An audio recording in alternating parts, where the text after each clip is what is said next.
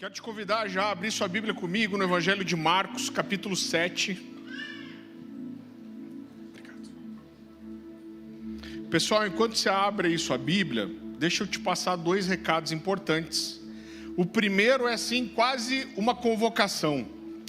Pessoal, em maio agora, a gente fez um ano que a gente está reunindo em dois cultos, né, de manhã e à noite.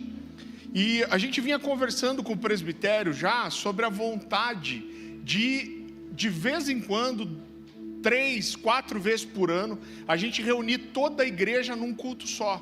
Até porque você acostuma, às vezes, em uma só das reuniões, então a metade da igreja acaba não se encontrando. Então a gente estava já falando sobre isso, e a gente decidiu na semana que vem fazer só o culto da noite. A gente vai antecipar a ceia, que normalmente é na primeira semana, vamos fazer na última, e eu quero trazer uma mensagem sobre a ceia, que é uma mensagem muito importante para a gente, e a gente quer fazer uma festa muito grande aqui, e juntar o máximo da igreja que a gente puder. Então eu tenho assim, não só um pedido, mas quase uma convocação para você, para que você se programe, você esteja com a gente semana que vem, no domingo à noite, amém? Posso contar com você? Vai ser importante inclusive para você, ver o tamanho que a igreja está, sentir. A gente estima mais ou menos que a gente tem de 550 a 600 pessoas na igreja. Então a gente quer fazer uma grande festa na semana que vem. E esse é importante também, essa reunião, porque na semana seguinte, eu e a Dani estamos indo para Jerusalém, para um encontro, amém, glória a Deus, para um encontro da Ticum, né? Então a gente vai é um encontro da América Latina, então vão muitos amigos, a gente vai estar lá com o Vini do F-Hop, Fábio Coelho, Douglas Gonçalves, me ajuda aí amor, quem mais? O Ale Vilas Boas vai estar com a gente lá, Marcos Brunet, então a gente vai estar ali com amigos, é uma reunião de alguns dias, né? Falando sobre impressões proféticas, é um tempo muito importante para a gente, então a gente quer que a igreja também ore com a gente antes da gente ir.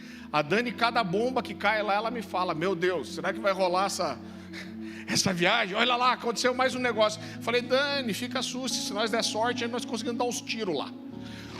Oramos, batemos a cabeça no muro e damos uns pipocos. Aí isso ia ser a viagem top. Então, história para contar. Então, gente, venha, ore pela gente, desenrola um manto. E eu quero adiantar mais uma coisa.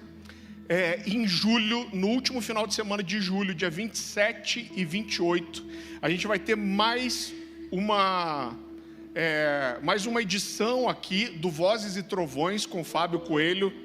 E a gente conseguiu trazer um cara encardido, que faz tempo que a gente queria trazer, mas ele é difícil de tirar da igreja dele. Então, além dos bravos que vão estar com a gente de volta, o Douglas e a Val Gonçalves vão estar com a gente também. Então é um amigo querido. A gente vai abrir as inscrições primeiro aqui para a igreja, com aquele preço especial. Então fica esperto, eu quero ver se essa semana já a gente libera para fazer as inscrições. Vai ser o evento sexta-noite e sábado tarde e noite. Então vai ser muito bom, a gente quer que você participe. Amém? Marcos capítulo 7, a partir do versículo 1. Os fariseus e alguns dos mestres da lei, vindos de Jerusalém, reuniram-se a Jesus e viram alguns dos seus discípulos comerem com as mãos impuras, isso é, sem lavar. Os fariseus e todos os judeus não comem sem lavar as mãos cerimonialmente, apegando-se assim à tradição dos líderes religiosos. Quando chegam da rua, não comem sem antes se lavarem e observam muitas outras tradições, tal como o lavar de copos, jarros e vasilhas de metal.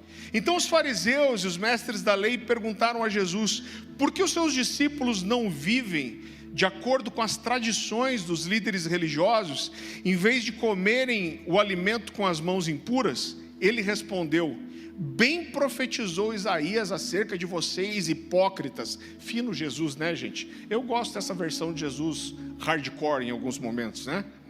Jesus respondeu: bem profetizou Isaías acerca de vocês, hipócritas, como está escrito: esse povo me honra com os lábios, mas o seu coração está longe de mim.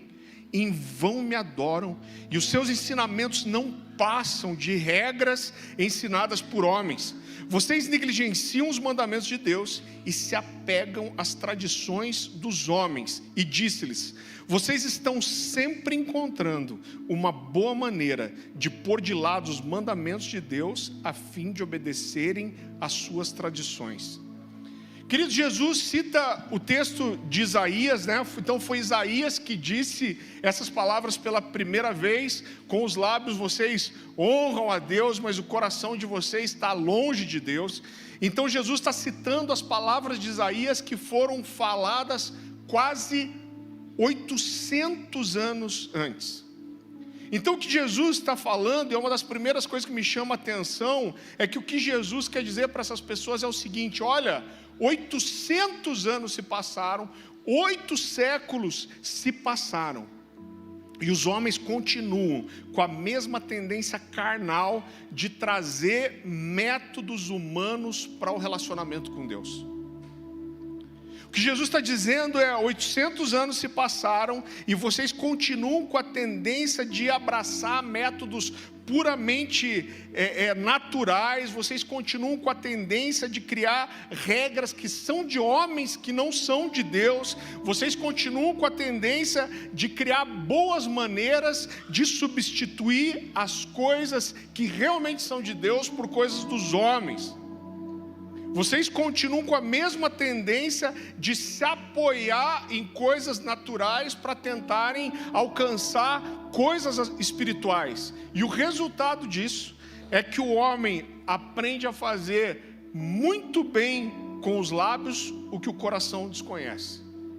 O resultado é que a gente encontra, presta atenção nisso, boas maneiras de executar com muita excelência coisas que Deus nunca pediu. A gente encontra boas maneiras de executar de uma forma primorosa coisas que Deus nunca quis. E eu acredito que a primeira pergunta que a gente deve fazer diante disso é: por que que os séculos passam? Quando Jesus disse essas palavras, Isaías tinha dito elas há 800 anos antes. Agora a gente está aqui 2.800 anos depois de Isaías e 2.000 anos depois de Jesus. Mas por que a gente tem a tendência de se perder nas mesmas coisas? Porque é mais fácil a gente fazer da forma errada do que da forma certa. Você já percebeu isso? Ou deixa eu formular isso de uma outra forma: porque a gente tende mais a fazer da forma errada do que da forma certa. Será que é mais fácil fazer o errado do que fazer o certo? E eu vou dizer para você já as duas coisas. É mais fácil, mas por outro lado também é mais difícil. Estou parecendo o Haroldo aqui. É muito bom, mas também é muito ruim, né? Eu quero que você vá comigo para 1 Samuel, capítulo 6.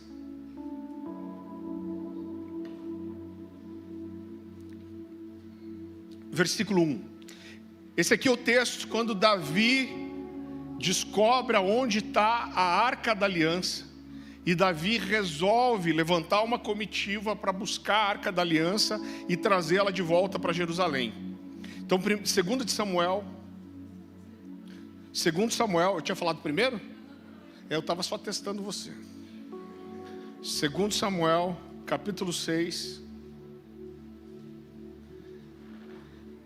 versículo 1. A palavra do Senhor diz assim: Davi reuniu novamente todos os melhores guerreiros de Israel, 30.000 ao todo. Partiu com eles para Balaá de Judá, a fim de buscar a arca de Deus, junto à qual era invocado o nome do Senhor dos Exércitos, que está entronizado entre os querubins. Puseram a arca de Deus num carro novo, repita comigo, carro novo, e levaram da casa de Abinadab, que ficava num monte. Saindo da casa, Uzá e Aiô, filhos de Abinadab, guiavam a carroça nova que transportava a arca de Deus. Aiô estava à frente da arca. Davi e todo o povo de Israel celebravam diante do Senhor, entoando cânticos e tocando todo tipo de instrumentos musicais, liras, harpas, tamborins, chocalhos e símbolos.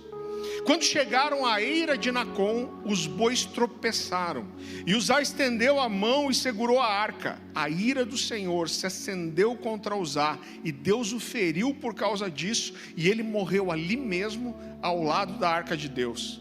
Davi ficou indignado, porque a ira do Senhor irrompeu contra Uzá, e chamou aquele lugar de Pérez-Uzá. Pérez-Uzá significa brecha de Uzá, como é conhecido até hoje.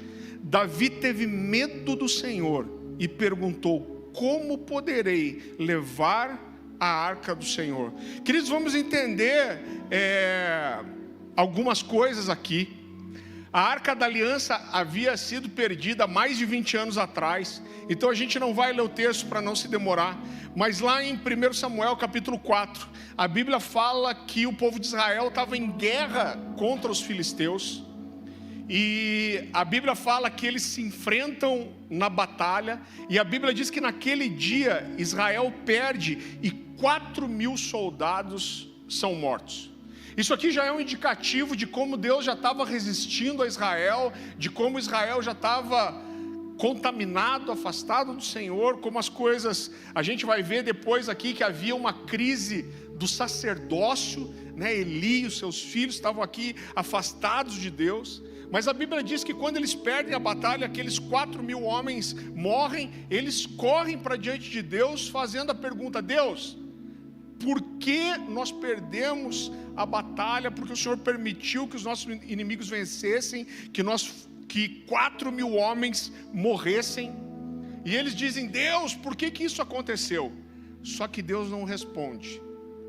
Então, apesar de Deus não responder, eles tomam uma decisão, e eu quero mostrar para você que o que eles tentam fazer, na verdade, é tentar levar Deus para o campo de batalha, ou puxar Deus para a guerra deles à força.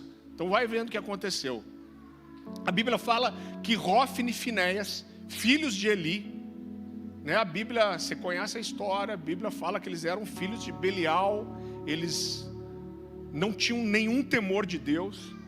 Esses dois têm uma ideia que parecia genial. Eles resolvem pegar a Arca da Aliança. A Arca da Aliança era onde Deus se manifestava, ela representava a presença manifesta de Deus, onde Deus se manifestava, e eles têm a ideia de levar a Arca da Aliança para o campo de batalha. Ou seja, Deus está na arca, a gente leva a arca para o campo de batalha, Deus vai estar na guerra com a gente. Então parecia uma ideia genial, mas na verdade era uma ideia bem idiota, né? Carnal, e Deus, claro que não compactuou com eles. Eles trazem a Arca da Aliança para o campo de batalha, e a verdade é que acontece algo aqui muito interessante. Isso sempre mexe com o meu coração, porque a Bíblia diz que quando o povo de Israel, o exército de Israel, vê a Arca da Aliança, eles gritam tão alto, né? A gente, em outra mensagem, eu falo sobre isso. No meio da adoração, o povo dava gritos tão altos que pareciam gritos de guerra. O original hebraico vai falar do teruá. O teruá é o grito.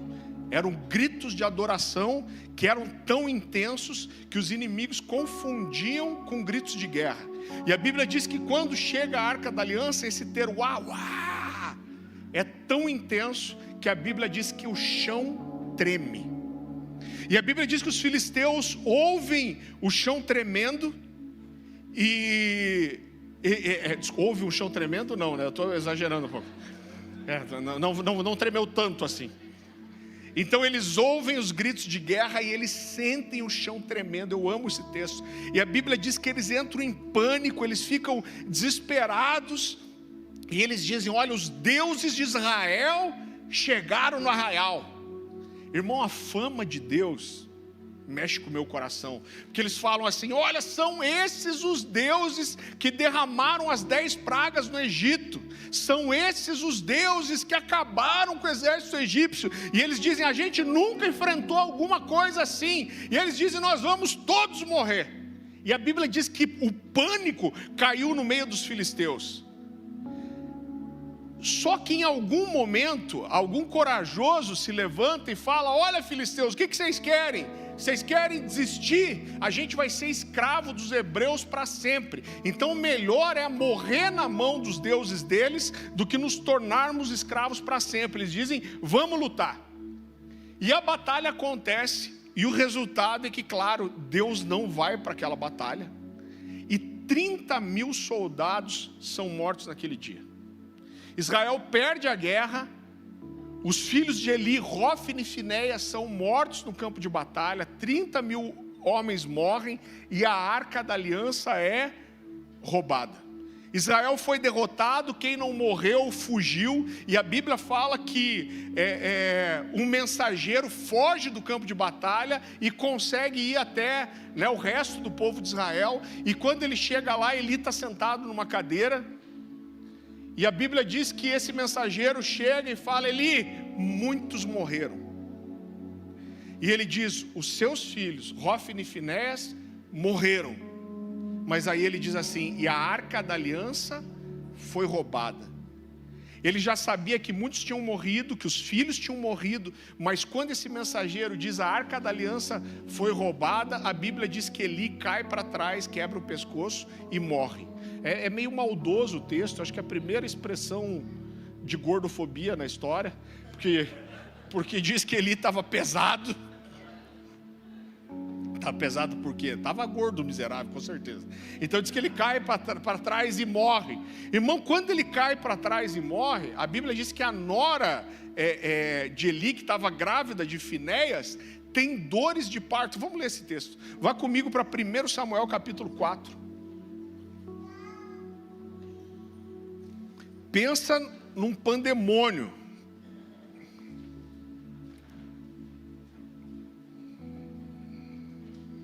Primeiro Samuel capítulo 4, versículo 19. A palavra do Senhor diz assim: a nora de Eli, esposa de Finéias, estava grávida e perto de dar à luz. Quando soube que a arca de Deus havia sido tomada e o sogro e o marido estavam mortos, teve contrações violentas e deu à luz. Ela morreu no parto, mas antes de falecer, as parteiras tentaram animá-la. Não tenha medo, disseram. Não, você teve um menino.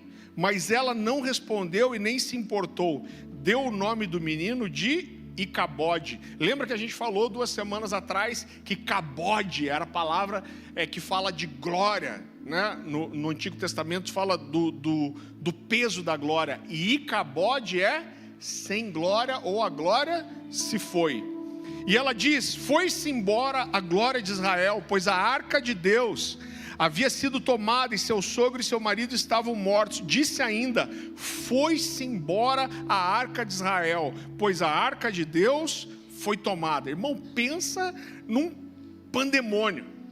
E aí de repente os filisteus estão com a arca, e o que eles fazem? Era normal na antiguidade, quando você ganhava uma guerra, você espoliava o templo, os deuses ali dos seus inimigos, e era normal você pegar os utensílios caros, principalmente de ouro, de prata, de bronze, e você levar aquilo para servir os seus deuses. E a Bíblia diz então que eles pegam a arca da aliança e eles levam ela para o templo de Dagon.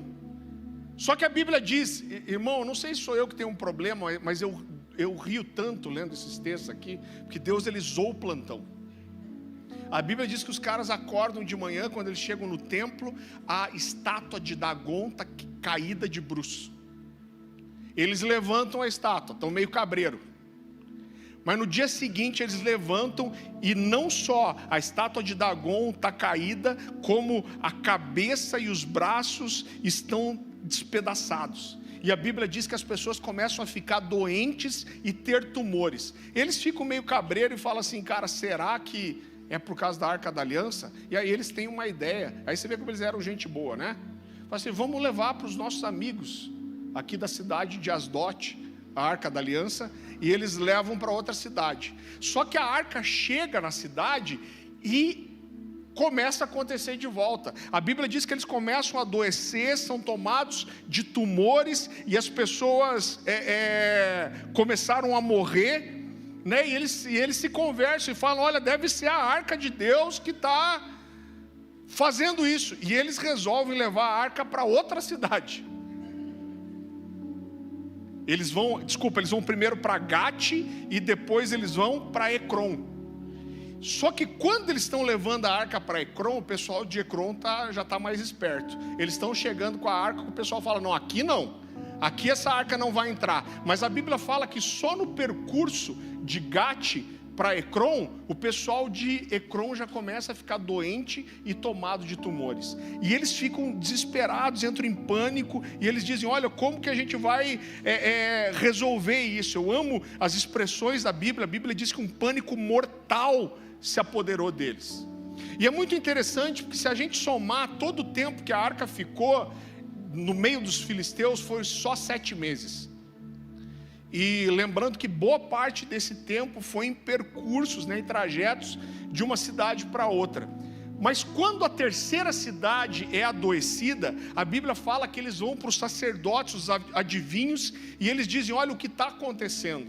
Irmão, é sensacional esse texto, porque a Bíblia diz que esses sacerdotes filisteus chegam para eles e falam: vocês querem que a morte, a desgraça e o temor cesse? Devolvam a arca para Israel.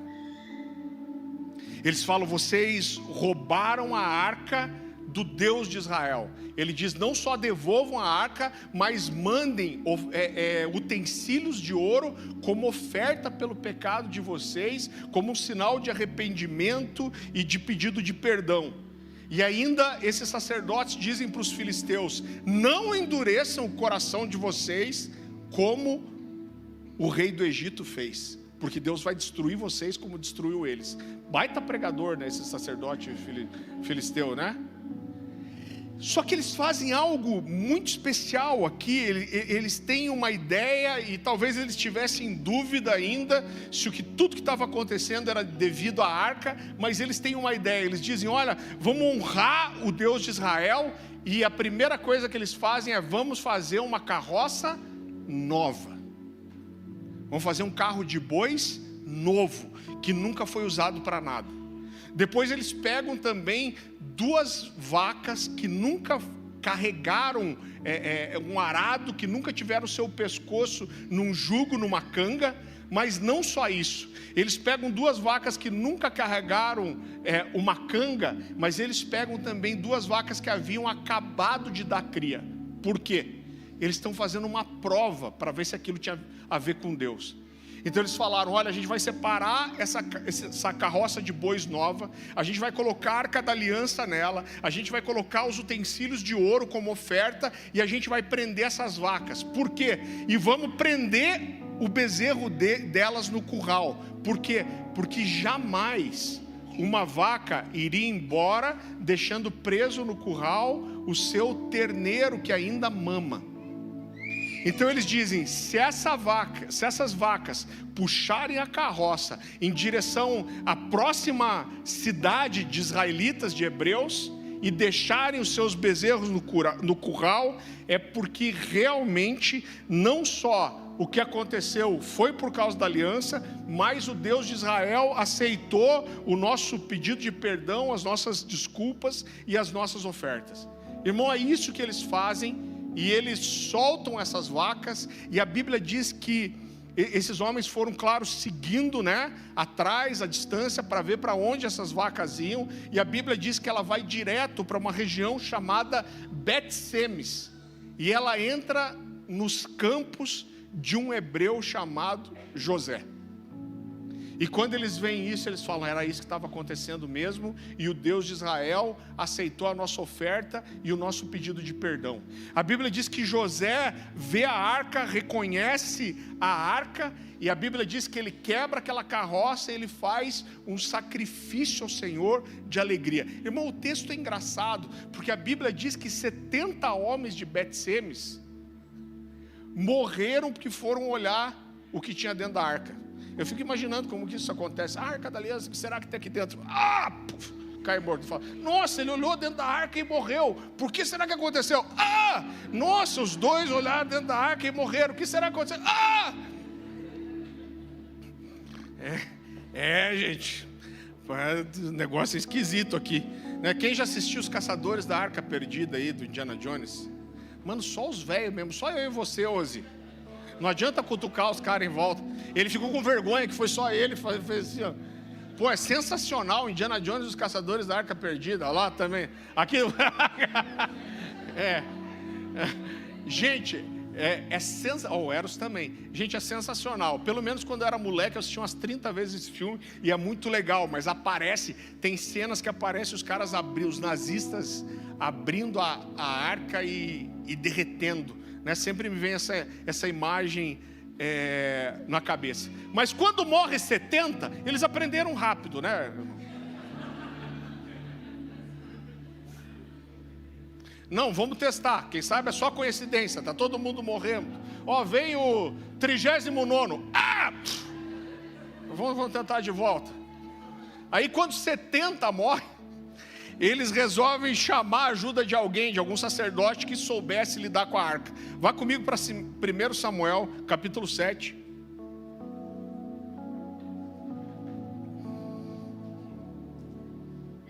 Primeiro Samuel, capítulo 7, a partir do versículo 1. Então os homens de Kiriat Jearim foram buscar a arca do Senhor, né? Eles pediram, eram pessoas aqui que estavam envolvidos com o sacerdócio. Foram buscar a arca do Senhor. Eles a levaram até a casa de Abinadab numa colina. Essa referência é uma colina importante. E consagraram seu filho Eleazar para tomar conta da arca do Senhor. A arca permaneceu em Kiriat Jearim por muito tempo, 20 anos ao total. Durante esse período, todo Israel lamentava a espera de alguma ação do Senhor. Isso é assustador para mim. Por 20 anos, a arca da aliança fica na casa de Abinadab. E a Bíblia diz que o povo de Israel chorava a falta da arca em Jerusalém, mas ninguém se levantou para levar a arca embora. Precisou 20 anos depois, um cara incrível, excepcional, chamado Davi, chegar ao trono para falar: eu vou buscar a arca da aliança para trazer ela de volta. E aqui a gente volta para o começo dessa mensagem. A Bíblia diz que ele faz essa comitiva de 30 mil soldados. É difícil até para mim entender, gente, 30 mil pessoas, né, num percurso para buscar a arca da aliança. Isso era um grande evento. E olha só que interessante, a Bíblia diz que Davi prepara uma carroça de bois nova. Você já ouviu essa história? Ele prepara essa carroça, né? Coloca a arca, começa a levar para Jerusalém. A gente falou disso. Chega uma hora que os bois tropeçam, Uzá vai segurar a arca e ele é fulminado no mesmo momento por Deus. E nessa hora, Davi faz uma coisa muito importante. O que Davi faz aqui? Davi para. A Bíblia diz que ele ficou indignado, mas a Bíblia diz que ele é tomado de medo, de temor, e ele fala: olha, deixa a arca na casa de Abinadab, no caminho. A casa de Abinadab era em Gate, a casa de Obed-edom, né? E ele fala: olha, vamos deixar a arca aqui. E Davi ele volta embora. Fica claro que Davi precisava entender o que aconteceu. Então, quando Davi percebe alguma coisa errada, que ele não conseguia discernir o que era, ele para. Agora, muitas vezes, queridos, a gente não consegue parar no nosso ministério. A gente cria tanta estrutura como igreja, e isso fala não só de uma estrutura física, mas às vezes uma estrutura de funcionamento, de rotina, de atividade, que parar se torna impossível. A gente falou muito aqui sobre tudo que aconteceu com o IHOP, mais ou menos 1 ano e meio atrás, né? E como a estrutura lá fechou, eles têm se reunido hoje numa salinha, um pequeno grupo de pessoas, e a gente tem amigos, né, que eram muito envolvidos lá, e se eu não me engano, só para o IHOP funcionar, toda aquela estrutura, custava $100 mil por dia.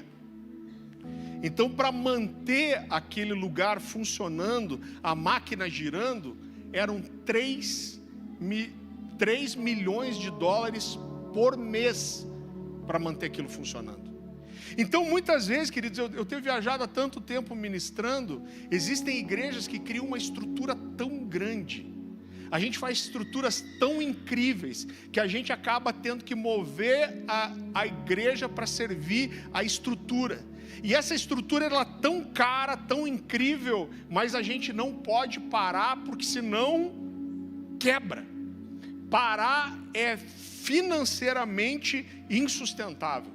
Mas às vezes não só isso, às vezes você tem algumas coisas funcionando, você tem um certo número de pessoas na igreja, porque você está envolvendo as pessoas com atividade o tempo inteiro, porque a igreja está aberta o tempo inteiro, porque tem atividade na igreja o tempo inteiro, e muitas vezes essa é a forma de segurar as pessoas no sistema funcionando. Então parar é completamente inviável. Está aí uma pandemia que mostrou isso, e quanta igreja fechou as portas. Mas nesse momento, Davi entendeu que ele precisava parar. E a verdade é que a história de Israel muda completamente, porque Davi discerniu isso. Irmão, quando eu olho para trás, eu olho para essa década em especial, e eu fico pensando no que Deus quer fazer, não só nos próximos 5 anos, ou talvez na próxima década. A impressão que eu tenho é que Deus nos parou. A impressão que eu tenho é que a pandemia matou o nosso usar. Deus nos fez parar para que a gente conseguisse perceber algumas coisas que nós estávamos ocupados demais para ver. Davi estava celebrando, festejando, era um momento especial, mas Deus precisou usar para fazer Davi parar e perceber: tem alguma coisa errada. A verdade é que a pandemia fez a gente colocar dentro de casa os nossos 30 mil homens que deveriam carregar a presença de Deus.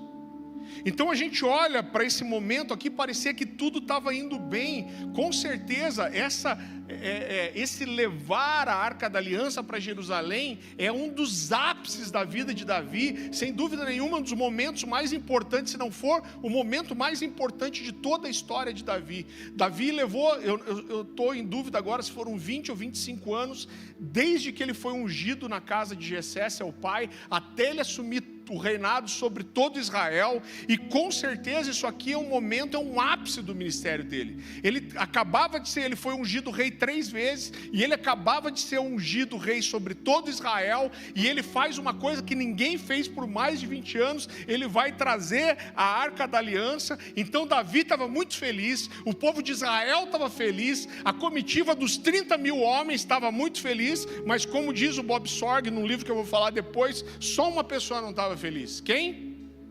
Deus. O único que não estava feliz era Deus. Então Deus rejeitou a carroça nova de Davi, e eu creio que Deus rejeitou as nossas carroças também. Eu queria tentar entender com você por que Davi tentou carregar a presença manifesta de Deus numa carroça de bois nova. Então entenda o seguinte: Davi provavelmente nunca tinha visto a Arca da Aliança. Davi não tinha se relacionado com a Arca da Aliança.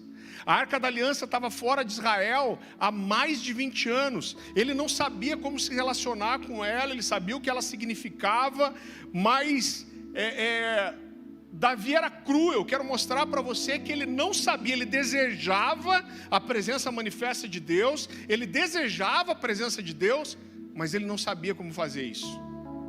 Aí pensa o seguinte: cara, eu preciso trazer a Arca da Aliança. Como a gente faz isso? Eu quero que você entenda que se a gente tem hoje na Bíblia a forma que os filisteus carregaram a Arca da Aliança, Davi também tinha. Então eu imagino Davi olhando e falando assim: olha, a Arca da Aliança estava em Ecrom, como que os filisteus levaram essa Arca da Aliança até os campos de José? Eles prepararam um carro de bois novo. E eles carregaram a Arca da Aliança nessa carroça com bois, e ela foi certinho para o lugar, para as terras de José.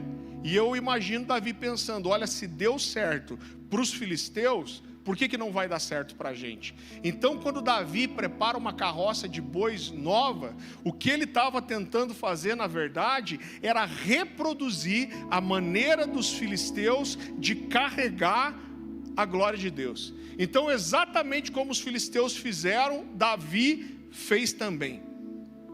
Agora, olha só o que acontece. Ele prepara esse carro de bois novos. A Bíblia até fala, que Uzá e o seu irmão estavam ali em volta da carroça, mas não me surpreenderia que Davi tenha colocado a Arca da Aliança ali, e ele tenha dito: olha, vamos deixar esses bois carregarem a arca, e ela vai até Jerusalém.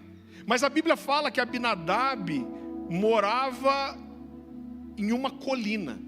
E querido, é bem provável que em algum momento esses bois dispararam na colina, tropeçaram, Uzá vai colocar a mão na arca para ela não cair, se despedaçar, e ele é fulminado.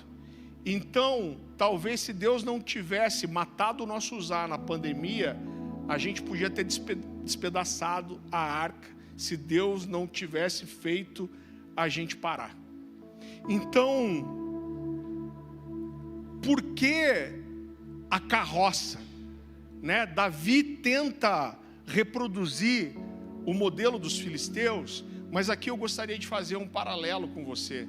Irmão, será que a gente também não está reproduzindo o modelo dos filisteus para tentar trazer movimento? Será que a gente também não está usando o modelo dos fariseus, dos filisteus, para também tentar atrair as pessoas? E pior que tudo, será que a gente não está usando o modelo dos filisteus para tentar manifestar a glória de Deus? É claro que os filisteus dos nossos dias, eles não usam carroças, mas eles usam outros aparatos naturais, e talvez as carroças nos nossos dias sejam o que a gente pode chamar de uma cultura de entretenimento. Então a gente acabou de ver o show que aconteceu da Lady Gaga lá no Rio de Janeiro, que juntou sei lá quantos milhões de pessoas, e quando você olha para a estrutura de um show, de um espetáculo desse, a gente vai ver telões de LED, máquinas de fumaça, luzes, palco. Então a cultura de espetáculo, de show, fala de você preparar um ambiente com luzes, telões, fumaça, para colocar um ídolo ali na frente que atrai as pessoas. Agora, a gente não é exatamente contra os telões de LED, a fumaça, as luzes. As carroças não precisam ser inimigas, mas elas não podem jamais substituir aquilo que realmente importa. A gente nunca pode usar as carroças para oferecerem qualquer atalho para manifestar a presença de Deus. Elas não podem tirar o nosso foco, elas não podem nos distrair daquilo que é realmente importante. Mas no final das contas, talvez a gente esteja só reproduzindo o modelo dos filisteus para atrair as multidões. Mas para mim o pior de tudo não é nem atrair a multidão, é tentar reproduzir ou manifestar a presença de Deus com essas coisas. Por 3 meses a Bíblia diz que a arca ficou na casa de Obed-Edom. Então Davi para e Davi fala: tem alguma coisa errada. E eu preciso parar para entender. E, queridos, é muito interessante porque quando a gente olha para as Escrituras, os textos que eu vou te mostrar, eles estão em lugares separados, não tem um texto mostrando essa continuidade, talvez você não perceba. Mas Davi deixa a Arca da Aliança por 3 meses na casa de Obed-Edom, e quando Davi volta, Davi está completamente diferente. E Davi já chega dizendo: ninguém pode carregar a Arca da Aliança em carroças. A gente precisa juntar os levitas e sacerdotes, porque Deus instituiu a eles. Nós precisamos usar varais de ouro para carregar a Arca da Aliança, porque é assim que Deus quer. Então Davi voltou. Como que Davi descobriu isso? Eu não vou ler o texto para a gente se demorar, mas se você quiser anotar, Davi vai claramente para Números capítulo 4, a partir do versículo 11, onde Deus dá o desenho de como a arca deveria ser carregada. Então, quando Davi percebe: eu não sei como atrair a presença de Deus, o que ele faz? Ele volta para as Escrituras, ele volta para a essência, ele volta para obediência. Então, depois de 3 meses, depois de ter estudado Números 4, olha o que Davi faz. Vá comigo para 1 de Crônicas, capítulo 15.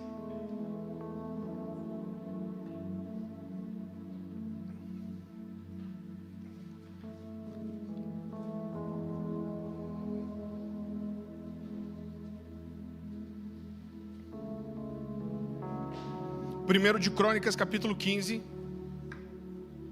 A gente vai ler a partir do versículo 2.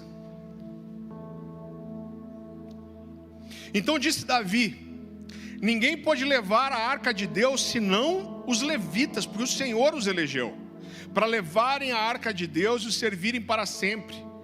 Davi reuniu, aqui não 30.000 homens, mas Davi reuniu todo Israel em Jerusalém para fazerem subir a arca do Senhor ao seu lugar que ele tinha preparado. Então, Davi aprende que os levitas precisavam carregar, que ninguém podia tocar na arca, que os varais de ouro precisavam ser colocados na argola. Davi aprende que Deus não queria um carro de bois, Deus não queria 30.000 soldados, mas Deus queria adoradores, Deus queria sacerdotes, Deus queria levitas carregando a arca. E Deus não queria uma carroça que facilitasse o percurso, mas o que Deus queria é que o homem estivesse totalmente envolvido com o processo de atrair a arca de Deus, de atrair a presença de Deus. Deus queria que o homem tivesse envolvido manualmente, fisicamente. Deus queria que o homem estivesse fazendo força, carregando, derramando suor, usando as mãos, dando um passo de cada vez. Por quê? Porque o caminho que nos leva à presença de Deus não é a corrida de um carro com a força de um animal, mas é uma jornada de fé, passo a passo, com adoração e sacrifício, aonde o homem está envolvido diretamente com o seu coração, com a sua força, sem parafernálias que parecem tornar o caminho mais rápido e mais fácil.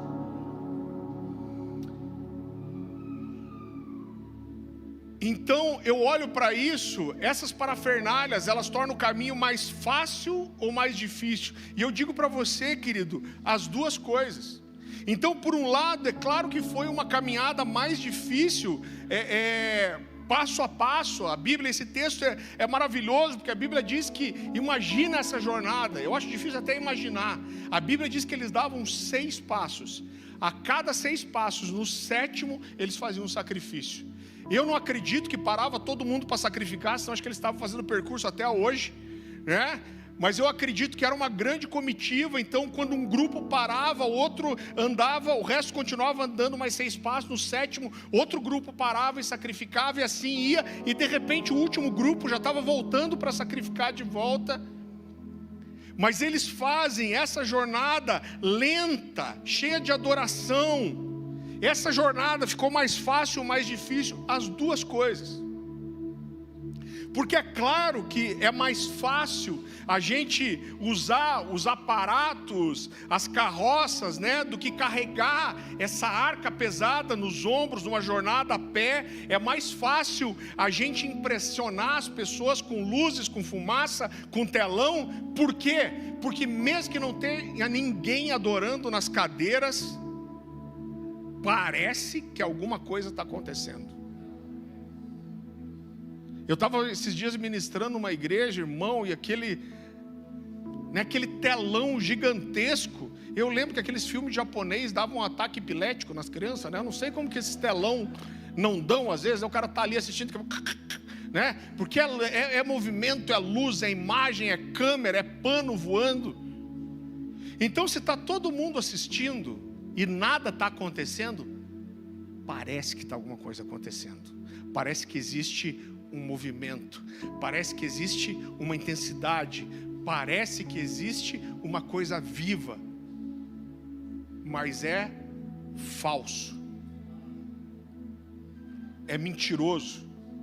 Aquilo não representa, na maioria das vezes, o que acontece na igreja. Então é claro que é muito mais fácil você colocar as pessoas dentro da igreja e você encher de movimento, de pano, de luz, de fumaça, porque parece que existe uma resposta ali, que muitas vezes na verdade não existe. Esses tempos aí, estava numa igreja com a Dani, tinha uma moça que era, eu nem sei como chama isso, que organiza e fala a hora das bandas entrarem no evento. Como chama essa pessoa? Estorvo? Não.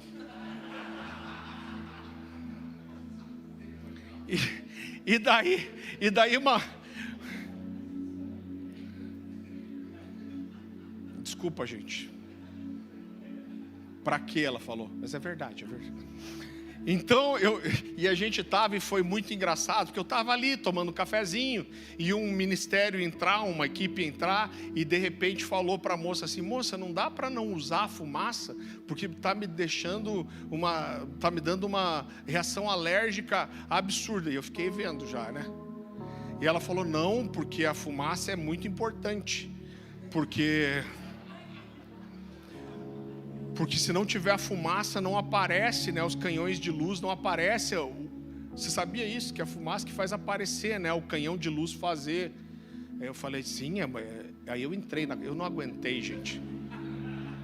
Só que eu entrei tentando ser irônico, e pior é que não adiantou nada. Porque eu entrei, eu falei: não, é muito importante, ela tem razão, não aparece as luzes. E aí como que a gente vai adorar sem luz movimentando? Como que a gente vai adorar sem aparecer a luz? E aí a moça falou: porque senão não aparece.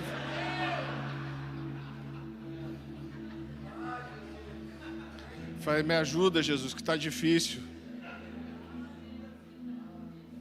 Aí eu falei de volta: tá vendo? É importante, tussa você que está adorando, mas não vamos abrir mão da luz.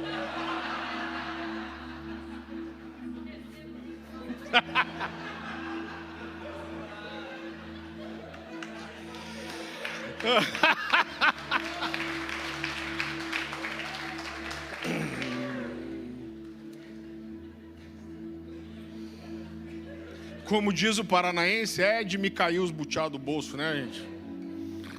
Gente, então é mais fácil você criar um culto com aparato tecnológico que parece que tem um movimento, do que você realmente gerar uma cultura de adoração no meio do povo. É muito mais fácil. E realmente é uma maquiagem, parece que alguma coisa está acontecendo, né? Então, mas mesmo que os corações não estejam envolvidos, mesmo que não tenham mãos levantadas, mesmo que as pessoas não estejam envolvidas com aquilo, mas estejam só assistindo o que está acontecendo, mesmo que não tenha ninguém cantando, parece que existe um movimento, parece que algo está acontecendo, e o culto acaba sendo um espetáculo. Agora, por outro lado, é mais difícil. Por que é mais difícil? Porque nada que é sintético pode substituir uma coisa que é viva, que é genuína, que é feita com coração. Nada nunca vai substituir o ambiente de uma igreja que adora de verdade. Sabe por quê? Porque quando a gente quando a gente faz de verdade, a gente não cansa. Quando a gente faz de verdade, cada dia vai ser diferente, cada dia vai ser novo, cada dia vai ser fresco, cada dia vai ser único e não pode ser repetido. Então, por isso que a longo prazo, manter-se vivo, algo assim é mais fácil. Nunca o que é feito de forma artificial, maquiada, simulada, vai substituir algo que é orgânico e é real. Então, eu estava mexendo em alguma coisa essa mensagem de manhã, e essa palavra veio muito forte ao meu coração. Se a gente está precisando simular movimento, se a gente está precisando simular presença de Deus, se a gente está precisando simular mover, é porque não tem nada acontecendo. O Bob Sorg fala algo muito interessante nesse livro aqui, eu queria recomendar para você, chamado A Próxima Onda. Esse aqui foi um dos livros que mais me marcou nos últimos anos. Eu lembro que há mais ou menos 3 anos atrás a gente pediu para a igreja toda ler, e eu queria te incentivar. A gente tem alguns livros ali, e de manhã eu sei que foi bastante. Então o Bob Sorg, ele fala algo muito interessante. Então presta atenção no que eu vou te falar. Há muito tempo, os pastores tinham uma referência para ter ideia de quantos membros tem na igreja, mais ou menos, né? Então, a gente não sabe exatamente quantas pessoas tem aqui, mas a gente tem uma ideia, né? Então, por quê? Porque se faz um cálculo há muitos anos que mais ou menos 30% da igreja falta nas reuniões de domingo. Então sempre se disse, olha, nunca você vai conseguir juntar todos os membros da igreja num culto só. E a média de falta é de 30%. Então, normalmente as pessoas iam para a igreja 3 a 4 domingos por mês. Faltavam isso até antes da pandemia. Então, assim, você quer saber mais ou menos quantas pessoas a sua igreja tem? Pega quantas pessoas você tem num domingo e aumenta 30%. Queridos, só que depois da pandemia, quando as igrejas fecharam, aconteceu algo sinistro, que as pessoas se acostumaram a assistir os cultos de casa. Então, normalmente o cara vinha pelo menos 3, 4 domingos por mês nas reuniões grandes. Por quê? Porque o cara queria se sentir bem, ele sabia que o culto era importante, é importante para os filhos. Então ele pesava a ele uma responsabilidade em relação ao compromisso com a família espiritual e com a igreja. Mas de repente esse cara descobriu que ele pode assistir o culto de casa. E aí a cultura de entretenimento já está entrando também. Só que de casa, você sabe que nunca é a mesma coisa, irmão. Você põe lá, deixa o negócio rodando, e você está mexendo na cozinha, você está cozinhando, você está conversando com seus filhos, você está fazendo outra coisa, você se distrai, se mexe no celular, nunca vai ser a mesma coisa. Então, eu não sei exatamente qual é a porção que eles têm medido, mas existem pesquisas que apontam para isso, que a realidade média, não só no Brasil, mas Estados Unidos também, né? Os lugares que tem grande concentração de cristãos protestantes, que as famílias passaram a ir para os cultos de domingo 1 a 2 vezes por mês.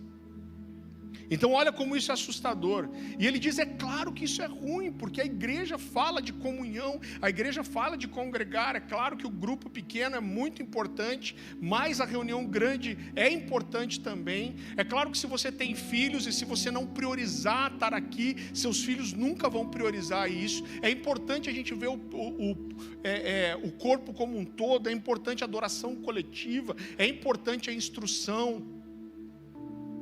Ele diz agora, o que eu olho e o meu olhar profético é que o que vai mudar esse quadro da igreja não são melhores palavras.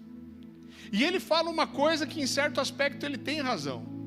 Ele falou, olha, a palavra não tem tanta diferença, apesar que algumas ministrações, né, de palavra tem aquele movimento, as pessoas vão para frente, tem o toque, tem tudo isso.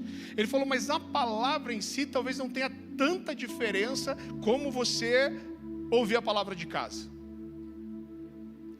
Ele falou, mas a adoração.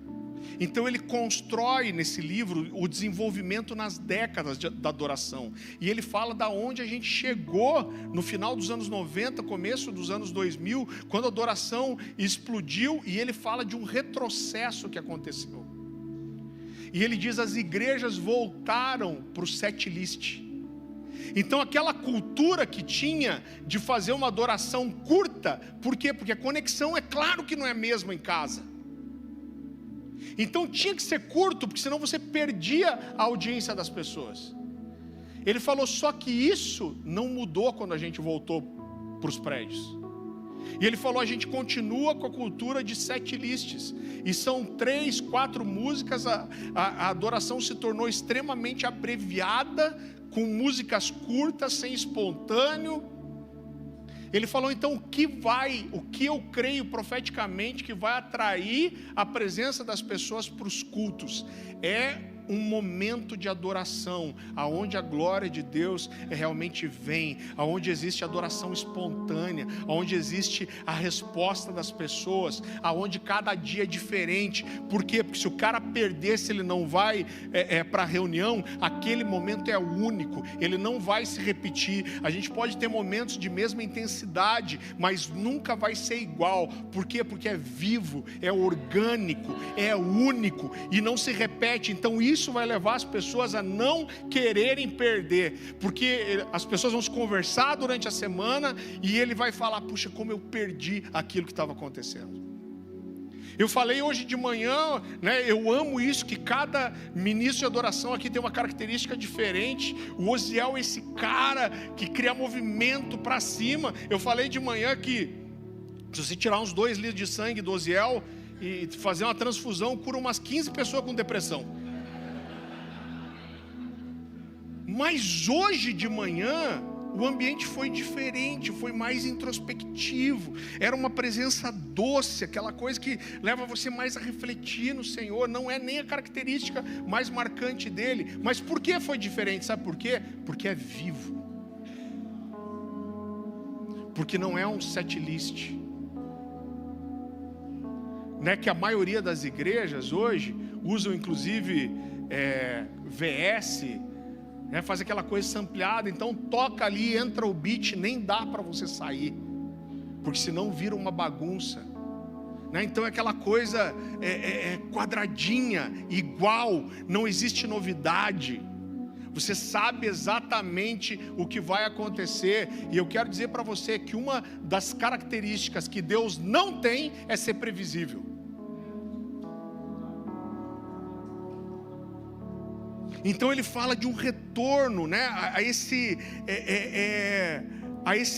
ambiente. Jesus está indignado aqui, irmão. E como a gente tem substituído, tem olhado para as coisas erradas. Jesus está indignado no primeiro texto que a gente leu. E ele fala, olha, vocês são hipócritas. O que Jesus está querendo dizer é o seguinte: vocês estão 4.000 anos esperando pelo Messias. Vocês vão chorar no templo para que Deus mande o Messias. Vocês falam do Messias para os seus filhos, vocês clamam dia e noite por isso. Mas aí Jesus está dizendo, vocês estão aqui, vocês estão vendo os milagres, os sinais, vocês estão vendo a glória, mas vocês estão preocupados que os discípulos estão comendo sem lavar a mão.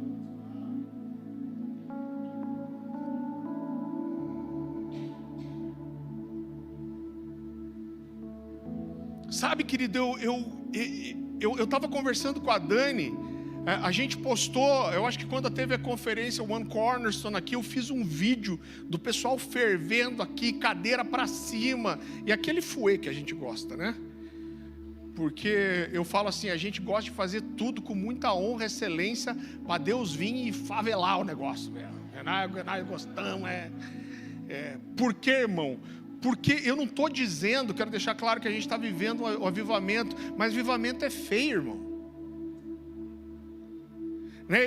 Várias pessoas têm me mandado esse vídeo, porque esse vídeo foi em tudo quanto é lugar que você possa imaginar, e muitas pessoas criticam, e às vezes algumas pessoas, eu sei que o coração de vocês é preocupado com a gente, pô pastor, olha o que estão falando do vídeo, irmão, eu quero dizer para você que isso não mexe com o meu coração em absolutamente nada. Sabe por quê? Porque a gente tem construído algo aqui, tem cavado, tem provocado algo, tem brigado por um ambiente de liberdade, de fome, de sede. Então é natural que outras pessoas não entendam. Por quê, irmão? Porque é natural. Eu acharia esquisito se todo mundo entendesse. Se todo mundo entendesse, a gente achasse legal, é porque a gente está fazendo o que todo mundo faz, o normal. Então eu não acho que essas pessoas são ruins, são más, irmão, não acho. Inclusive eu vi gente que eu admiro falando mal, falando, nossa, que é isso, esse ambiente. Mas é normal, por quê? Porque existe uma construção. A gente está fazendo isso aqui há alguns anos, a gente está provocando algumas coisas. Como que o cara vai olhar e vai entender? Não vai entender e está tudo bem. Agora uma coisa que eu falei para Dani, nesse tempo de rede social, eu falei, imagina se um avivamento de verdade acontece. Imagina se um avivamento de verdade acontece. Eu falei, o mundo inteiro vai destruir o que está acontecendo. Sabe por quê? Por quê? Porque avivamento é feio, irmão. Eu vi um cara dizendo, eu vou até falar, é um cara que eu, em vários aspectos eu gosto muito dele. Ele fala muitas coisas pertinentes, boas, que é o Iago Martins. Então até o Iago Martins, mandaram um vídeo para ele. Ele falou, olha, é visualmente terrível, alguma coisa assim ele falou. Irmão, tem que ser. Porque para quem não está, é esquisito. Sabe o que eu lembro quando eu vi ele falando isso? Eu falei, cara, eu acho que nós estamos no caminho certo. Porque um dia eu estava conversando com o Fábio Coelho aqui. Ele falou assim, cara, você conhece a história lá do avivamento de Toronto? Eu falei, claro, cara, amo a história dos avivamentos. Ele falou, você viu que tem uns vídeos na internet do avivamento de Toronto, como é feio? Eu falei, não, cara, os vídeos eu não vi. Ele falou, cara, é feio, hein? Eu fui atrás dos vídeos para ver. Irmão, é gente engatinhando igual cachorro, é gente rolando no chão, é o pessoal todo amarrotado, é o cabelo das mulheres desfeito, maquiagem, então pensa numa desgraça, né? Aquela mulherada, tudo parecendo uns panda, chorando, né? É feio, o avivamento é feio. É feio para quem não está. Quem está vendo de fora é esquisito. Porque quando Deus vem, você vai com a boca no pó, você não está nem aí para a imagem, para a roupa, você quer que se lasque tudo, você quer, Jesus está aqui, é o que Jesus está falando, eu estou aqui, os milagres e os sinais estão acontecendo, e vocês estão preocupados que os discípulos comem sem lavar a mão. Eu vi que, eu normalmente não comento, até porque, gente, de coração, não me incomoda nada essas críticas. Mas tinha um cara que ficava comentando todo dia. Aí um dia me deu, eu sou sanguíneo, irmão. Um dia eu falei, mano, chatão. Falei, eu vou conversar com esse cara. E ele falou, vocês sabem que vocês estão errados, porque o ambiente de culto, cadê a devoção, a ordem, a honra? Eu falei, amigo, essa ideia que você tem de que a presença de Deus é esse lugar de reverência, de ordem, deixa eu revelar uma coisa para você, não tem nada a ver com a Bíblia. Isso aí não se parece com a cultura judaica de adoração. Sabe por que você tem essa imagem de culto? Não se parece com o seu culto, que carrega uma herança grandíssima dos cultos católicos.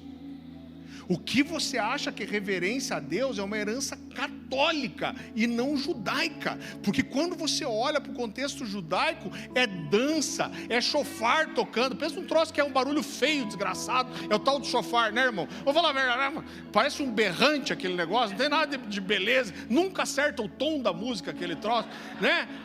É chofar tocando, é música, a gente dançando, é grito, é teruá, que era gritar o quê? Gritar nada, era só Esse era o culto judaico, que os inimigos ouviam, achavam que era guerra. Eu falei, cara, isso aí não tem nada a ver. Isso que você está pensando que é o culto a Deus, aonde que está na Bíblia isso? Isso aí, você está trazendo sua herança católica, cara. Agora,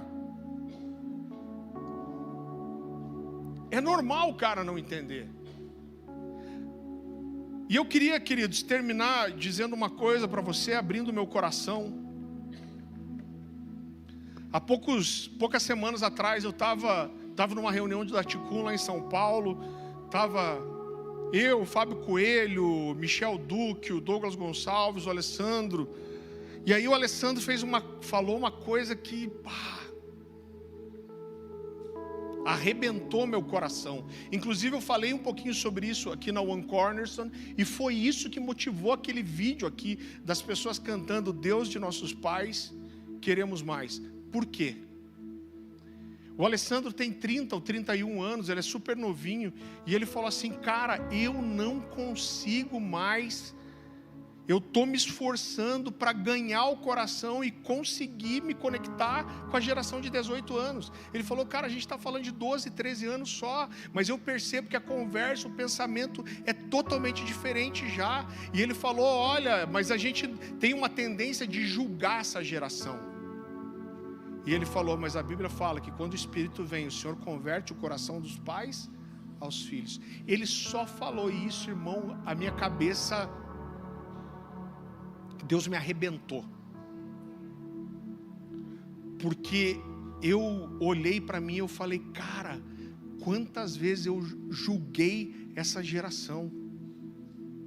Eu falei, essa geração não é como a minha geração se internava na igreja fazendo vigília, ou geração de Nutella, leite com pera, povo mimimi, fraco. Só que eu preciso me arrepender disso. Essa geração não experimentou o que a gente experimentou. Irmão, eu olhei para esse texto a vida inteira e eu nunca consegui me ver como pai que precisava converter o coração aos filhos. Mas nesse dia, claramente o Senhor falou comigo e falou, ó, você é esse pai que precisa converter seu coração aos filhos. Talvez não aos meus filhos naturais, mas a uma geração que eu julguei. E eu falei, cara, se eles não experimentaram isso, é porque eu não estou fazendo o que a geração anterior a mim fez com a minha geração. Uma geração antes de mim me deu, eu experimentei ambientes da glória de Deus. Final dos anos 80, dos anos 90, começo dos anos 2000. Som da Chuva, Dan Duque, Gregório McNutt, David Keelan, Antônio Cirilo. E eu experimentei esse ambiente de glória. A geração anterior me apresentou e falou, experimenta isso. E se essa geração não está fazendo isso, é porque eu falhei. Eu não estou apresentando para essa geração. Eu não estou sendo fiel à porção que eu recebi. Isso me levou a me arrepender. A gente está viciado em imagem, em performance. Olha como, eu não vou falar de ninguém, olha como eu sou burro, irmão. Eu já preguei essa mensagem antes. Mas quando eu preparei essa mensagem, na minha memória eu comecei a preparar essa mensagem num sábado, 4 horas da tarde. Veio a semente, eu fui lá para a minha biblioteca e me internei e falei, cara, isso está queimando no meu coração, eu vou preparar isso para pregar amanhã. Só que eu fui até tarde da noite e quando chegou no final eu falei, cara, é forte isso, mas não está muito bom ainda. Não vai dar para pregar amanhã. Por que não vai dar para pregar amanhã? Cara, não dá para pregar amanhã porque, cara, é transmitido culto, depois a mensagem sobe para o YouTube, vai saber aonde vai isso, vai muito longe. Então eu não posso, eu tenho que ser assim mais exegético, eu tenho que ser mais expositivo nessa mensagem. Irmão, eu não sei se Deus chama as pessoas de idiota, mas a impressão que eu tive que Deus me chamou de idiota. Falou, idiota! Você está fazendo exatamente o que você está criticando na mensagem. Em vez de estar interessado em derramar o seu coração e entregar algo vivo e genuíno, você está preocupado em performar na sua pregação. Por causa da sua imagem, por causa da imagem que você construiu de pregador, você está mais preocupado em performar no YouTube do que derramar seu coração para a igreja. Idiota!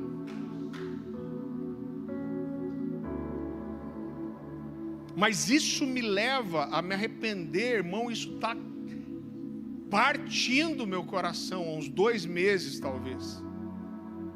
Então eu me arrependo. Eu peço perdão a essa geração, porque eu estou criticando ela, e eu que estou sendo infiel. Irmão, eu vou gastar os meus dias cavocando, insistindo, para que a gente possa oferecer para essa geração o que a geração anterior ofereceu para nós. A luta do meu coração é de gerar nesse lugar, aqui na Manuel Ribas 5023, em Santa Felicidade, Curitiba, 5026. Deus, não faz ali do lado não,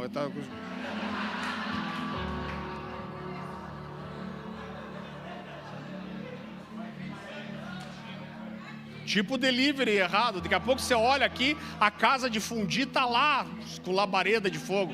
Não. 5026, Deus. Corrigi antes de mandar o pedido. Mas eu vou queimar minha vida. Eu preciso fazer isso. Isso transforma uma geração. A gente estava ontem ministrando lá em Santa Catarina e um pastor falou algo muito interessante. Eu nem sei se é exatamente isso, mas eu sei que ele falou, ardeu no meu coração. Ele falou assim: havia um tempo que havia vinho novo. Havia um tempo, houve um tempo que as pessoas corriam para as igrejas. Houve um tempo que as conversões estavam acontecendo em massa. Houve um tempo que as pessoas chegavam antes para clamar pela presença. Mas não tem vinho novo mais. Mas ele disse assim: é uma entre-safra. E entre um vinho acabar e o vinho novo vir, existe uma entre-safra. E o meu coração tem chorado, irmão, esses dias. E eu tenho pedido ao Senhor de todo o meu coração: faça mais uma vez. Faz mais uma vez, Jesus. Faz mais uma vez, Jesus. Faz mais uma vez, Jesus. Encontra em nós aqui um povo que está desesperado. Eu estou indignado, irmão. Eu estou cansado de coisas excelentes, de coisas boas, excelentes para os homens. Eu estou tão sedento de... É claro que quando Jesus fizer vai ser diferente da outra vez, porque Deus, Ele sempre faz algo novo. Ele faz o novo de novo. E eu estou falando: por que, Jesus? Por que não? Faz mais uma vez, Jesus. Esse tem sido o meu clamor. Faz de novo. Faz de novo, Jesus. Quero pedir para o Ozzy subir aqui.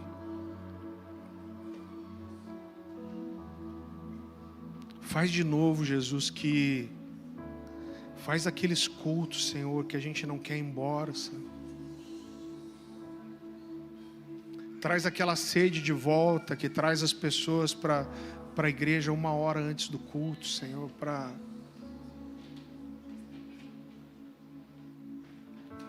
Faz de novo, Jesus.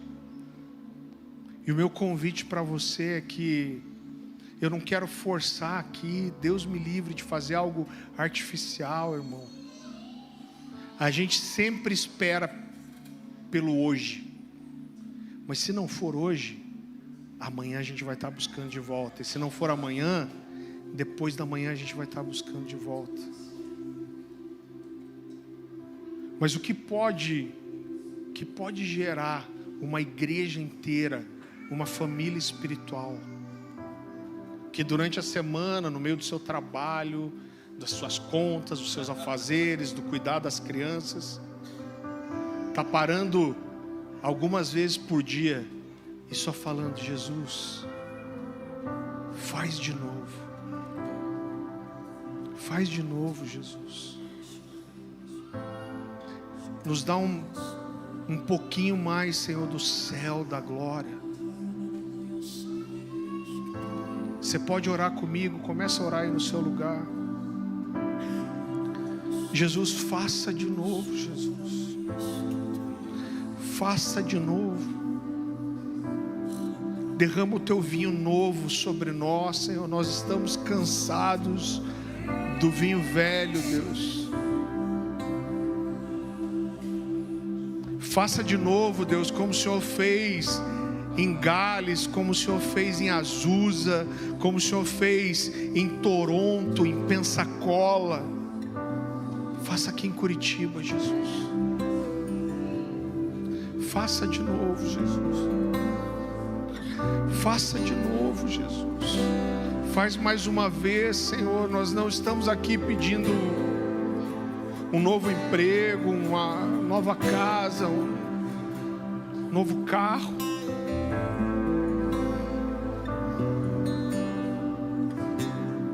Nós queremos, Senhor, um vinho novo do Teu Espírito, algo que muda tudo, Senhor, que torna tudo diferente depois daquele momento, Senhor. Faça de novo, Senhor. Faça de novo. Faça de novo, Jesus. Faça de novo. Faz mais uma vez. Por favor, Jesus. Por favor, Jesus.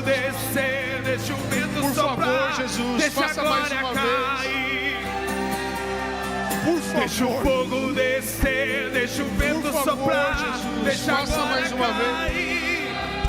Por favor, Jesus. Deixa o fogo descer, deixa o vento soprar. Jesus, faça mais uma vez. Espírito Santo, venha mais uma vez. Deixa o fogo descer, deixa o vento soprar. Como no dia dos nossos pais, Senhor. Como no dia dos pais da igreja, venha. Ah, Espírito Santo, que muda tudo. Mais uma vez, Senhor. Mais uma vez. Mais uma vez, faça de novo, Jesus. Deixa o vento soprar, deixa a glória cair. Deixa o fogo descer, deixa o vento soprar, deixa a glória cair. Deixa o fogo descer, deixa o vento soprar, deixa a glória cair. Deixa o fogo descer, deixa o vento soprar, deixa a glória cair.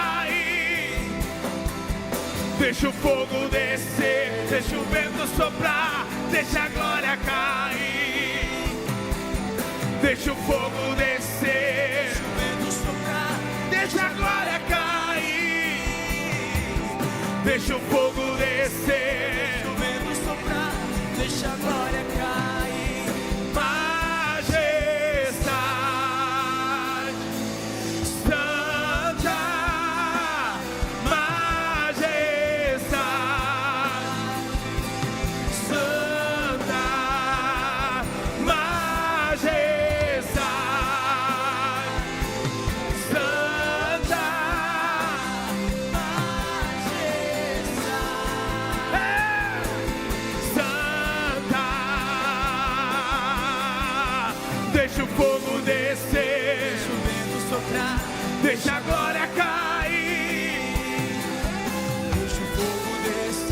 deixa o vento soprar, deixa a glória cair,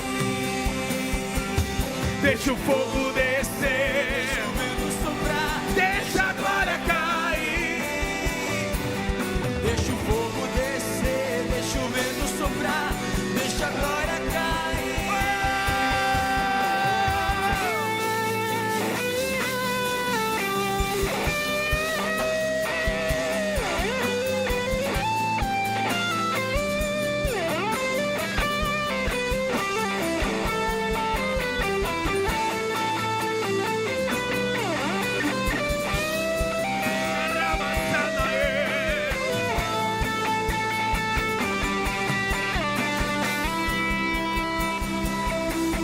deixa o fogo descer, deixa o vento soprar, deixa o fogo descer, deixa a glória cair, deixa o fogo descer, Deixa o vento soprar, deixa a glória cair, e deixa o fogo descer. soprar, Majestade Santa,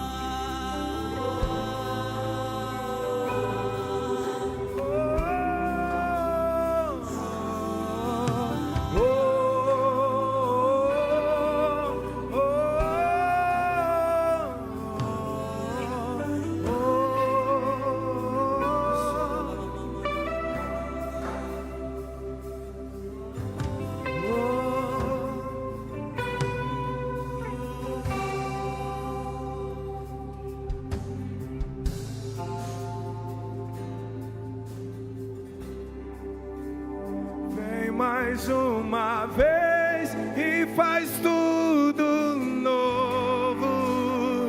Vem mais uma vez e aviva todo meu ser. Faz a eternidade se alinhar com o natural.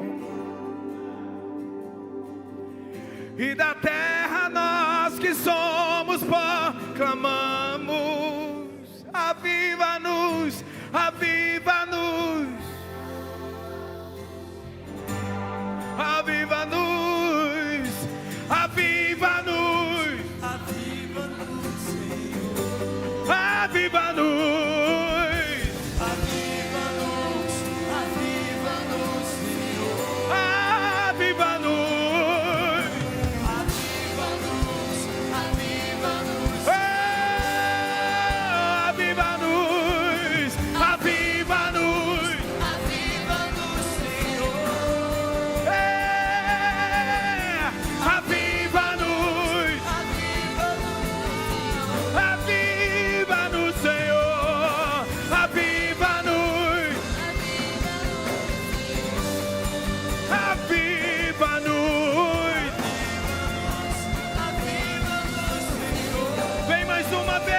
Vem mais uma vez e faz tudo novo.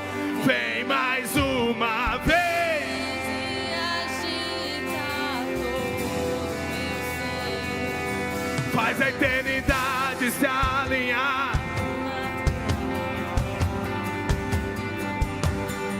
E da terra nós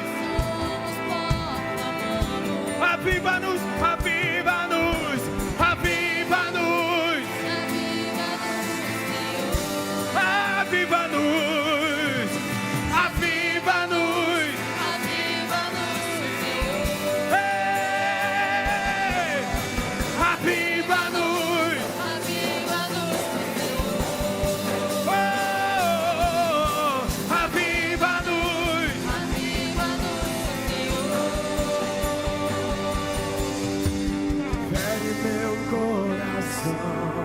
Com uma ferida de fome por ti.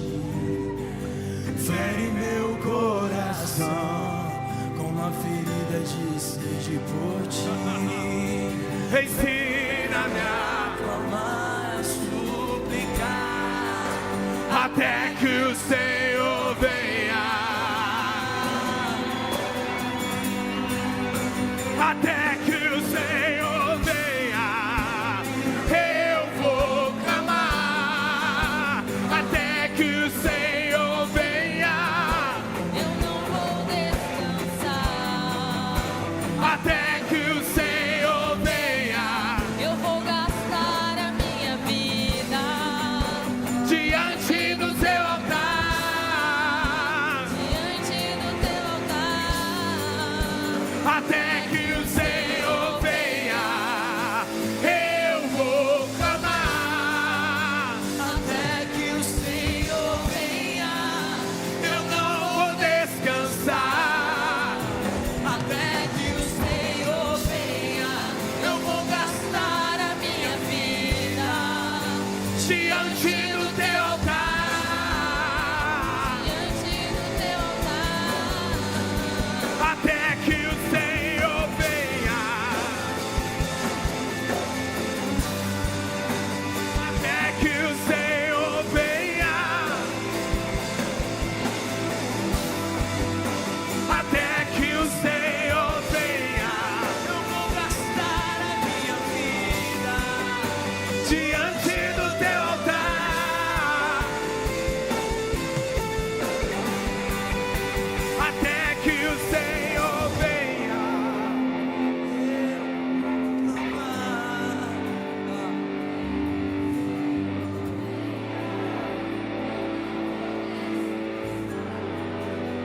Até que o Senhor venha, gastar a minha vida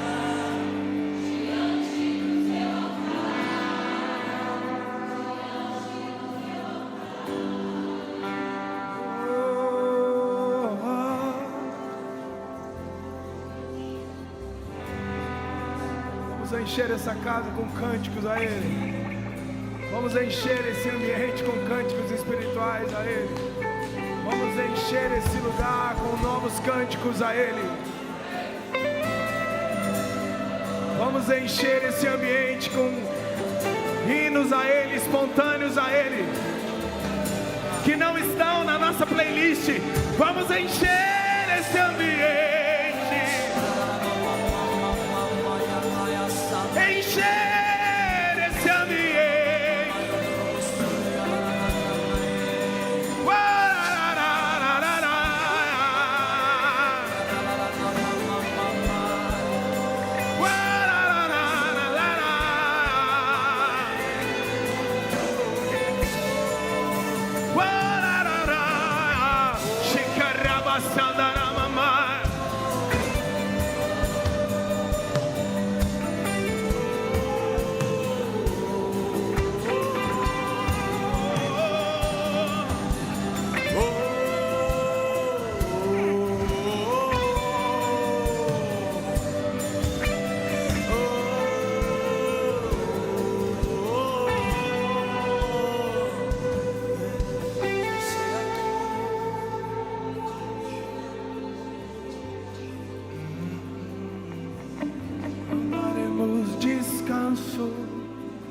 Não pararemos de clamar, não daremos descanso. Não pararemos de clamar, não daremos descanso. Não pararemos de clamar, não daremos descanso. Não pararemos de clamar, não daremos descanso. Não pararemos de clamar, não daremos descanso. Não daremos descanso. Não pararemos de clamar, não daremos descanso.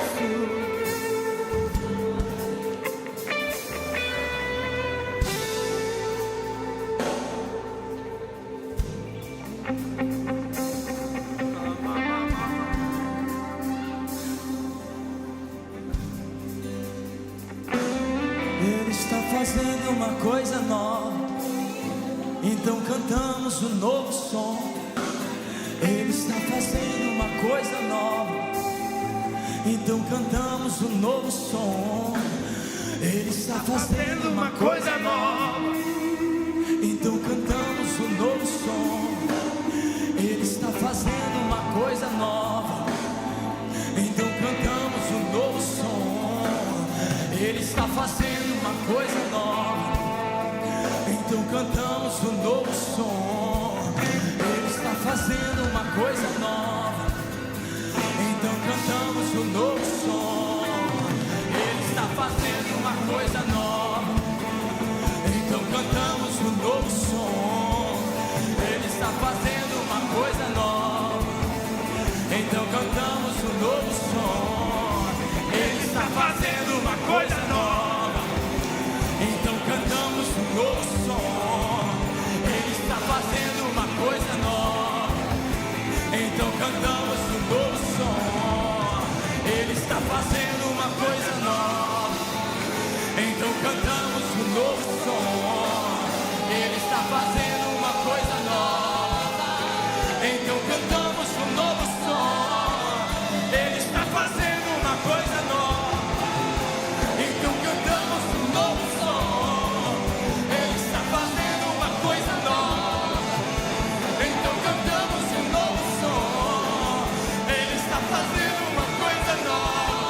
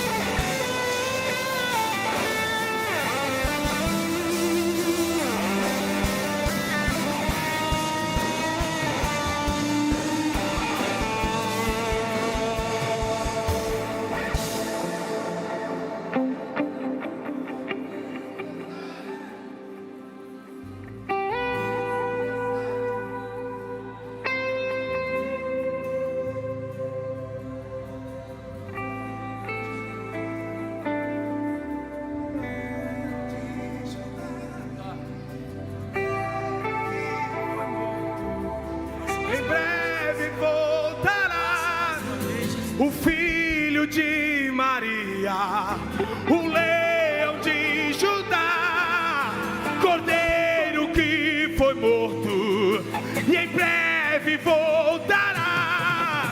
O filho de Maria, o leão de Judá, cordeiro que foi morto, em breve voltará. O filho de Maria, o leão de Judá, e em breve voltará. O filho de Maria, o leão de Judá, cordeiro que foi morto. O filho de Maria, o leão de Judá, cordeiro que foi morto. O filho de Maria, o leão de Judá,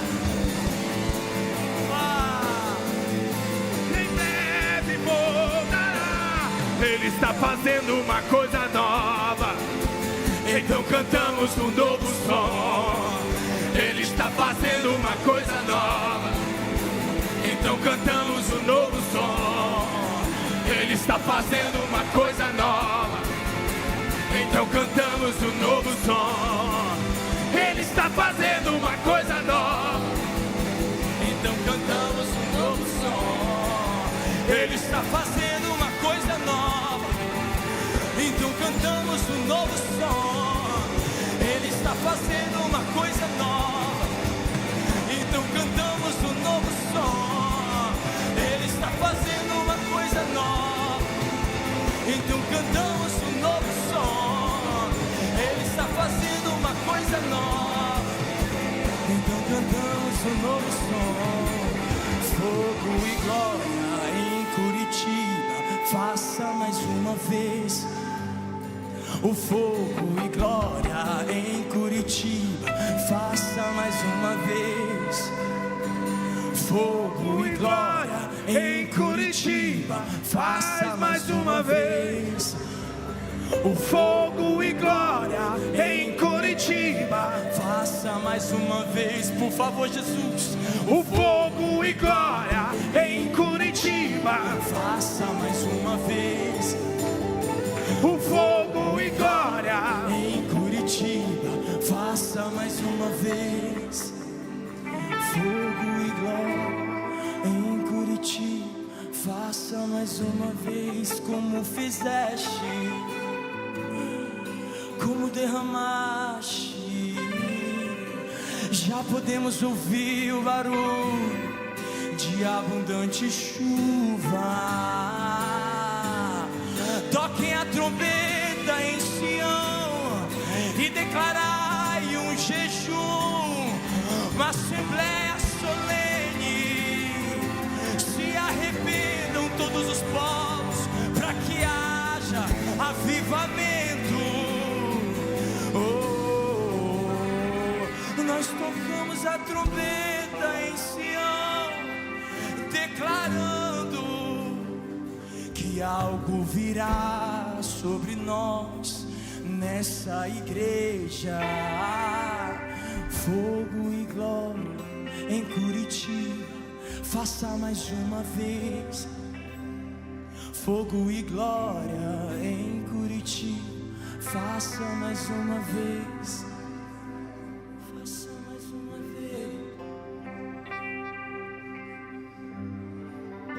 Mais uma vez.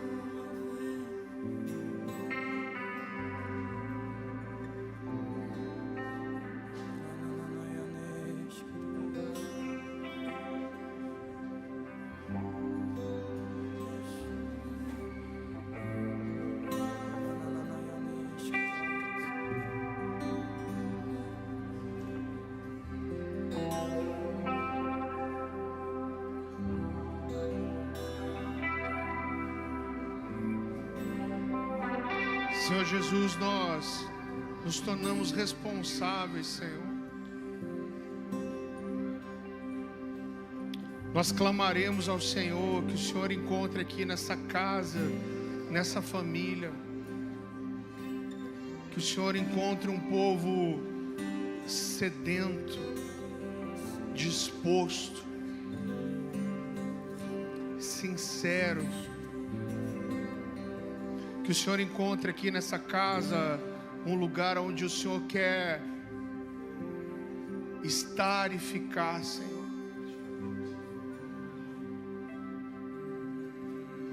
Eu te peço que o Senhor nos ensine, Senhor. Nos ensine a orar, nos ensine a clamar, que o Senhor coloque no nosso coração a sede que te agrada, a sede que te provoca, Jesus. Espírito Santo de Deus, nós declaramos nessa noite que nós não nos satisfazemos com aquilo que os homens sabem fazer bem, Senhor. Nós não nos satisfazemos com bons cultos, nós não nos satisfazemos com boas liturgias, nós não nos satisfazemos com boa música, Senhor. Nós queremos experimentar mais do Senhor, Pai. Nós permaneceremos nesse clamor, Senhor. Faça de novo, Senhor. Vem mais uma vez, Senhor. Vem mais uma vez. Vem mais uma vez, Senhor. Querido, eu quero te convidar a estar orando comigo por isso. Talvez você possa parar 2, 3, 4 vezes durante o seu dia e só orar isso. Faça mais uma vez, Jesus. Vem mais uma vez. Visita essa geração mais uma vez.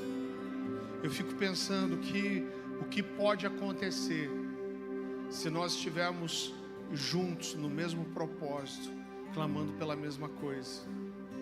Você recebe essa palavra? Não esqueça o livro. Isso vai manter seu coração aceso, vai manter seu desejo queimando por essas coisas. Eu gostaria muito que você lesse. Se você não leu, compre para dar de presente. Que o Senhor te dê uma semana abençoada, em nome de Jesus. Que o amor de Deus, a graça de Jesus, a comunhão do Espírito Santo seja com você, com a sua casa. Amamos vocês. E é isso, a gente vai continuar. Amém? Deus te abençoe.